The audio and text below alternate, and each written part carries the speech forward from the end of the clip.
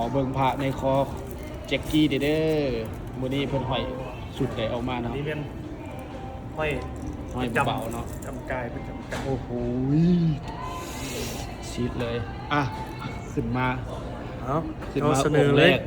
ขึ้นมาองค์แรกคือเสียงรุ่งทองคำหูหาเนาะขยับขึ้นมาอีก หัวใหญ่สาธุเนยจันเพ็ง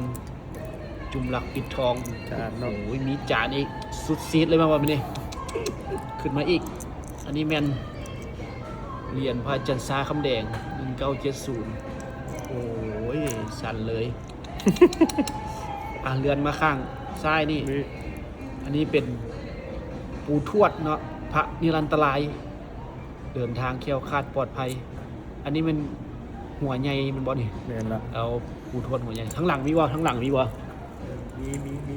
ขอเบิ่งเลย อันนี้เราไม่ทำออกกายเลย โอ้ยจะไปสลาดเนื้อเงิน อันนี้แบบงามเลยเนาะโอ้โหโอ้อันนี้มันท็อปเลยมั้งนี่